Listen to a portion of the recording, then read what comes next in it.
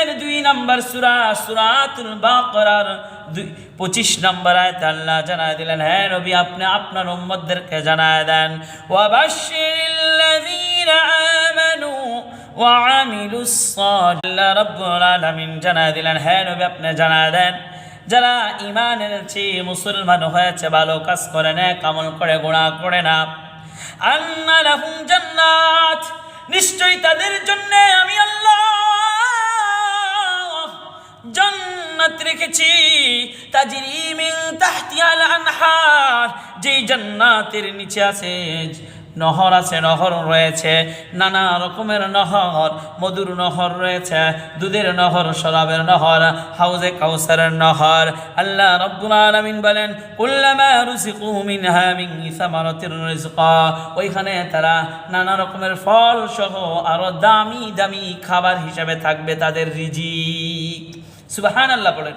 আমার ভাই, আল্লাহ রাব্বুল আলামিন আরো বলেন, ওয়াউতু বিহি মুতাশাবিহা, আল্লাহ রাব্বুল আলামিন বলে ওইখানে তোমরা একজন আরেকজনকে জড়ায়া ধরবা, একজন আরেকজনকে জড়ায়া ধরবা, একজন আরেকজনকে চুমু খাইবা, একজন আরেকজনের নৃত্য দেখবা, নাচ দেখবা, একজন আরেকজনের সাথে আনন্দ করবা, মিলামিশা করবা, আনন্দ ফুর্তি করবা।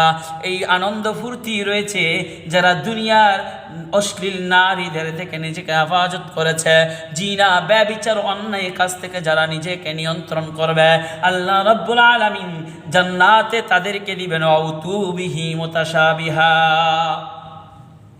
যারা দুনিয়ার খারাপি থেকে বেঁচে থাকবে, আল্লাহ রাব্বুল আলামিন জান্নাতে তাদেরকে দিবেন ওয়াউতু বিহি মুতাশাবিহা, জড়ায়া ধরার জন্য দিবেন, চুমাচুমি করবেন, আনন্দ করবেন।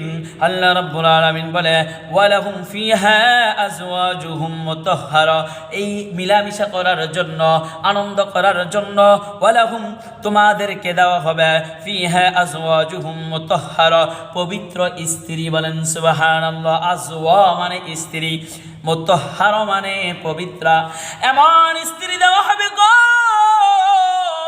যে স্ত্রী কোনোদিন গামবে না, শরীর থেকে দুর্গন্ধ আসবে না, কান দিয়ে ময়লা আসবে না, চোখ দিয়ে পানি আসবে না, নাক দিয়ে ময়লা আসবে না, চুতু জবান দিয়ে ময়লা আসবে না।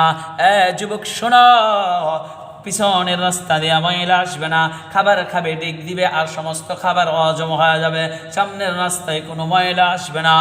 এক কথায় আল্লাহ রাব্বুল আলামিন বলেন, ওয়ালাহুম ফিহা আজওয়াজুম মুতাহহারা, তোমাকে দেওয়া হবে পবিত্র স্ত্রী। বলেন সুবহানাল্লাহ। ওয়ালাহুম ফিহা